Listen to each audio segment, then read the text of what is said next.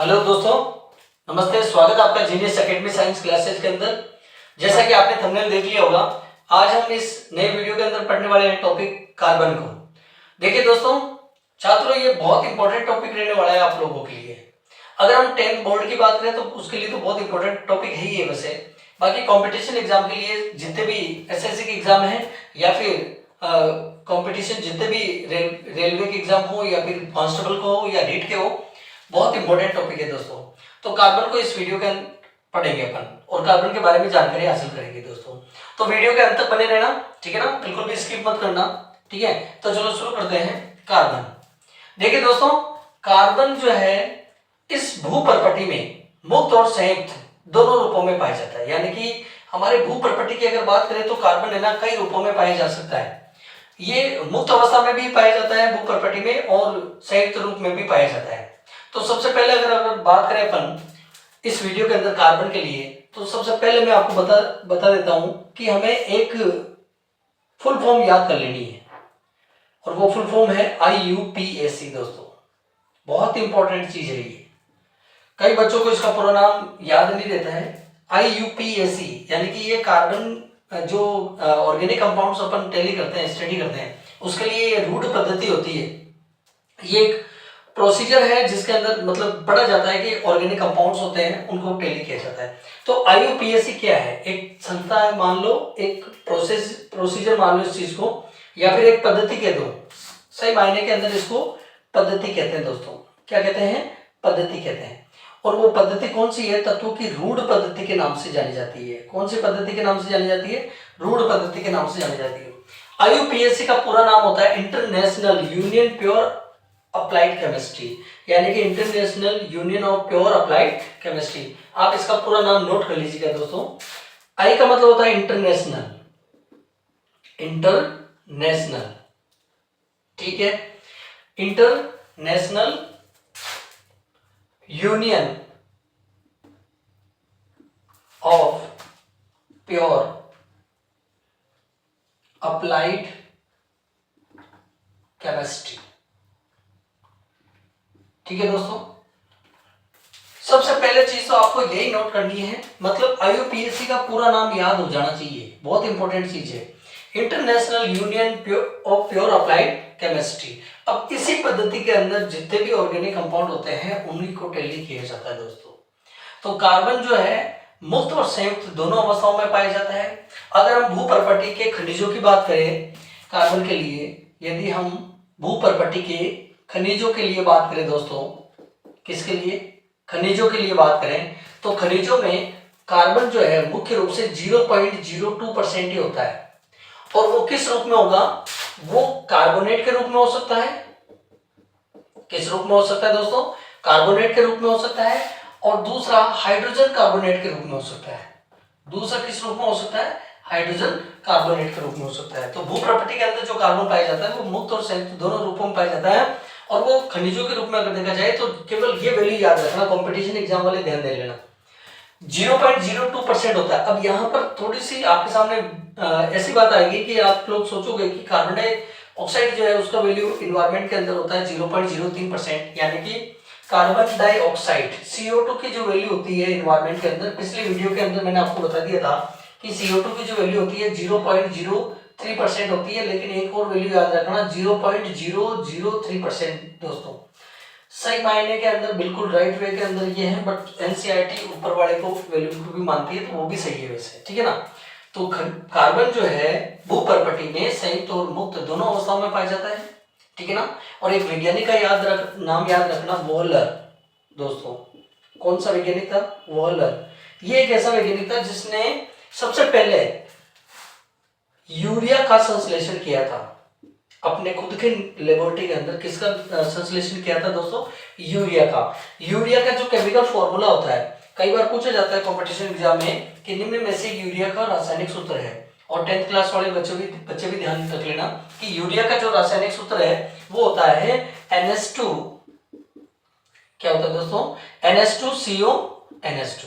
इसी को अपन क्या कहते हैं? यूरिया कहते हैं, ठीक है ना। सबसे पहले वोलर ने अपने खुद के लेबोरेटरी के अंदर इस यूरिया का संश्लेषण किया था। ठीक है ना। अमोनियम सल्फेट और अमोनियम साइनाइड वगैरह ऐसे जो है कार्बनिक और अकार्बनिक पदार्थों का उपयोग करके उसने क्या किया, उनके बीच में रिएक्शन करवा करके यूरिया का निर्माण करवाया। ठीक है ना। तो कार्बन जो है अपने से इस वीडियो के अंदर कार्बन को स्टार्ट किया, बहुत ही डिटेल में इसको पढ़ने वाले हैं और बहुत इंपॉर्टेंट रहने वाला ये टॉपिक है, क्योंकि हर एग्जाम के अंदर कार्बन से रिलेटेड क्वेश्चन आते हैं। तो सबसे पहले तो अपन ने पढ़ लिया कि आईयूपीएसी क्या होती है पद्धति। आईयूपीएसी का मतलब होता है international union of pure applied chemistry, मतलब जितने भी ऑर्गेनिक कंपाउंड्स होंगे उनको अपन इसी रूप में पढ़ेंगे। अब बात करते हैं कि कार्बन किन किन चीजों के रूप में पाया जाता है। तो कार्बन है ना कई रूपों में पाया जाता है, कई चीजों के अंदर है ना पाया जाता है। यहाँ तक कि हमारी ह्यूमन बॉडी जो होती है दोस्तों, हमारे शरीर के अंदर भी कार्बन है। ठीक है ना। तो हमारे शरीर के अंदर भी कार्बन होता है, जीव जंतुओं के शरीर में भी कार्बन होता है, यहाँ तक कि फर्नीचर, ठीक है ना, और भी कई चीजें होती है इन्वायरमेंट के अंदर, ठीक है ना, उनके अंदर सब में कार्बन पाया जाता है, कागज जो भी है, ठीक है ना। तो कार्बन सभी जगह है। अगर हम इसके आगे बात करें इस वीडियो के अंदर कार्बन के बारे में, तो आती है इसकी विशेषता। दोस्तों कार्बन की क्या आती है, विशेषता आती है। तो देखो कार्बन की जो विशेषता आती है यानी कि प्रॉपर्टीज क्या होगी कार्बन की। कार्बन की प्रॉपर्टीज के अंदर अगर बात करें तो सबसे पहले आप नंबरिंग के अंदर करके इसको नोट कर लीजिएगा कि कार्बन की अगर विशेषता की अगर बात कर लेगा ना, तो सबसे पहले आप नोट करना कि कार्बन जो है चतुसंयोजी तत्व होता है। चतुष्क-संयोजी तत्व होता है। सॉरी, कार्बन कैसा है, चतुसंयोजी तत्व है। मतलब इसकी संयोजकता कितनी होती है, 4 होती है। अब इस वीडियो के अंत में बताऊंगा मैं आपको कि संयोजकता क्या होता है। अभी फिलहाल आप इतना ध्यान रखें कि कार्बन की संयोजकता कितनी होती है, 4 होती है। यानी कि इसके जो अंतिम इसका ऊर्जा कक्ष है उसके अंदर इलेक्ट्रॉन की संख्या कितनी होती है, 4 होती है। ठीक है ना। तो इसकी संयोजकता कितनी हुई, 4 होगी। दूसरी बात है कि कार्बन जो है अन्य दूसरे कार्बनिक पदार्थों के साथ बहुत इजीली ये बॉन्डिंग बना लेता है। तो कार्बन के अंदर जो है ना, मतलब अगर अगली बात करें अपन अगली विशेषता की कि कार्बन में श्रृंखलन का गुण पाया जाता है। दोस्तों किसका गुण पाया जाएगा, श्रृंखलन का गुण पाया जाता है। मतलब ये ना श्रृंखला बना लेता है, हर एक कार्बनिक पदार्थ से या तत्व से जुड़कर के श्रृंखला बना लेता है। तो कार्बन में श्रृंखलन का गुण भी पाया जाता है। कार्बन में चतुसंयोजी, कार्बन एक प्रकार का चतुसंयोजी तत्व है। अगली अगर विशेषता की बात करें तो कार्बन जो है आवर्त सारणी में, कार्बन जो है वो आवर्त सारणी के अंदर यानी कि पीरियोडिक टेबल के अंदर दोस्तों ये 6 पोजीशन पे है। मतलब कार्बन जो है ना, ये कार्बन जो तत्व है वो आवर्त सारणी के अंदर 6 पोजीशन में है, यानी कि आवर्त सारणी में 6 क्रमांक संख्या पे है। ठीक है ना। तो इसको परमाणु क्रमांक कहेंगे अपन। क्या कहेंगे, परमाणु क्रमांक। यानी कि कार्बन का परमाणु क्रमांक संख्या कितना है, 6 है। दैट मीन्स ये पीरियोडिक टेबल के अंदर दोस्तों ये 6 पोजीशन पे आता है। अगर कार्बन की नेक्स्ट 4th नंबर पे अगर बात करें अपन विशेषता की, तो कार्बन की जो द्रव्यमान संख्या है, कार्बन की जो द्रव्यमान संख्या होती है, अब ये द्रव्यमान संख्या क्या है बता देता हूं मैं आपको।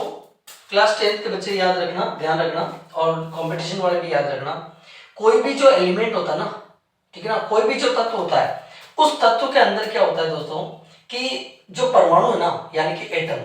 अब अपन क्या सोचते हैं कि डाल्टन ने पढ़ाया है और हम एनसीईआरटी के अकॉर्डिंग पढ़ भी रहे हैं, अपन जानते भी हैं कि परमाणु पदार्थ की सबसे छोटी अवस्था होती है। ठीक है ना।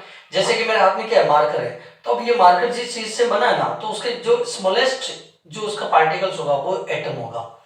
तो परमाणु इतना छोटा कण है, मतलब इतना सूक्ष्म किसी पदार्थ की अति सूक्ष्म अवस्था क्या कहलाती है, उसका परमाणु कहलाती है। लेकिन आपको याद रखना है कि परमाणु से भी छोटी अवस्थाएं होती है, मतलब परमाणु से भी छोटे कण पाए जाते हैं।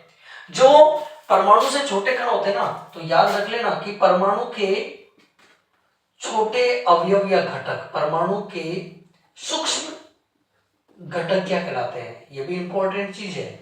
तो सूक्ष्म घटक जो होते हैं ना परमाणु के, उनको दोस्तों हम कहते हैं भाई लोगों अपरमाणु। क्या कहते हैं भाई लोगों, अपरमाणु। ठीक है ना। ये बहुत इंपॉर्टेंट चीज है कि परमाणु किसी पदार्थ की हालांकि मूल अवस्था होती है, बहुत छोटी अवस्था होती है जिससे से वो पूरा पदार्थ बना होता है, बट परमाणु इतना छोटा है लेकिन इस परमाणु से भी छोटे कण इसके अंदर मौजूद है। ठीक है ना। और वो मौजूद जो कण है वो कौन कौन से हैं, तो दोस्तों एक होता है प्रोटॉन, एक होता है प्रोटॉन, ठीक है ना। और प्रोटॉन को आप लोग जानते ही हैं वैसे, ठीक है ना। तो प्रोटॉन को अपन लिखते हैं रिप्रेजेंट, प्रोटॉन को रिप्रेजेंट कैसे करेंगे, P प्लस से करते हैं, क्योंकि प्रोटॉन पे भाई लोगों प्लस चार्ज होता है, धनावेश होता है, ठीक है ना। अगली अगर परमाणु की बात करें दूसरे नंबर पे, तो वो होता है इलेक्ट्रॉन। क्या होता है भाई लोगों, इलेक्ट्रॉन। और इलेक्ट्रॉन को रिप्रेजेंट कैसे करते हैं, सब जानते हैं। इलेक्ट्रॉन को अपन लिखते हैं E माइनस, ठीक है ना, क्योंकि इलेक्ट्रॉन पे ऋणावेश चार्ज होता है, ठीक है ना। और अगर हम तीसरे इसकी परमाणु की बात करें तो वो है न्यूट्रॉन। कौन सा है, न्यूट्रॉन। और न्यूट्रॉन को रिप्रेजेंट डिनोट करते हैं अपन N0 से। तो देखिए कोई भी तत्व होता है उसके अंदर प्रोटॉनों की संख्या और इसके न्यूट्रॉनों की संख्या, क्योंकि देखो जैसे मान लो अभी कार्बन पर पढ़ रहे तो कार्बन को लेंगे ना, तो ये कार्बन है, जैसे मैंने बना लिया ये कार्बन है, ठीक है ना। तो इसके कुछ ऊर्जा कक्ष होंगे, और ऊर्जा कक्ष के जितने भी ऊर्जा कक्ष होते हैं ना दोस्तों किसी भी तत्व के, उनको KLMNO ऐसे मतलब ऐसे ऊर्जा स्तर यानी कि एनर्जी चेंबर बना रखे हैं। तो सबसे बीच में जो होता है ना दोस्तों उसको अपन कहते हैं नाभिक, जो किसी भी एलिमेंट का सेंटर पॉइंट होता है। और उसी सेंटर पॉइंट के अंदर इलेक्ट्रॉन कभी नहीं आएंगे, तो उस सेंटर पॉइंट के अंदर क्या होंगे, एक तो होगा P plus, that means proton होगा, ठीक है ना। और अगर अपन कार्बन की बात कर रहे हैं तो प्रोटॉन की संख्या नाभिक के अंदर कितनी होगी दोस्तों, 6 होगी, ठीक है ना, 6 प्रोटॉन है। और दूसरा होता है न्यूट्रॉन, और न्यूट्रॉन को अपन है ना N0 से डिनोट करते हैं, रिप्रेजेंट करते हैं। बट इसका मतलब ये है कि दैट मीन्स इसके ऊपर कोई चार्ज नहीं है, ठीक है ना। चैडविक वैज्ञानिक का नाम सुना होगा आपने, उसने न्यूट्रॉन की खोज की है, ठीक है ना। और अब इसमें भी न्यूट्रॉनों की संख्या कितनी होती है, 6 हो गई। तो अपना अगला क्या था इसकी प्रॉपर्टी कि कार्बन की द्रव्यमान संख्या कितनी होती है, तो कार्बन की द्रव्यमान संख्या जो होती है ना वो 12 होती है दोस्तों। कार्बन की द्रव्यमान संख्या यानी कि the mass number of carbon कितना होता है, 12। अब ये 12 कैसे आया देखो इधर, ठीक है। तो प्रोटॉन कितने हैं, 6 है, न्यूट्रॉन कितने हैं, 6 है, दोनों को ऐड कर दो, जोड़ दो, proton plus neutron, sorry proton plus neutron. तो प्रोटॉन कितने हैं, 6 प्लस न्यूट्रॉन कितने हैं, 6, तो जाहिर सी बात है कितने हो गए, 12। तो कार्बन की जो द्रव्यमान संख्या होती है वो होती है 12।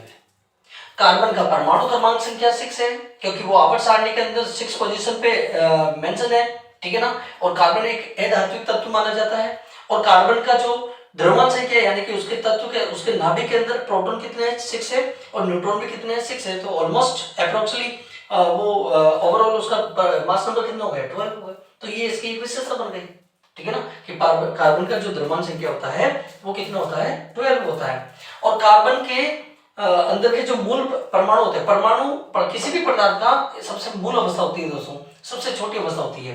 और परमाणु के अंदर भी उसके सूक्ष्म घटक होते हैं, उसके जो छोटे द स्मॉलेस्ट पार्टिकल्स होते हैं उनको क्या किन किन नामों से जानते हैं, प्रोटॉन, इलेक्ट्रॉन और न्यूट्रॉन, ठीक है ना।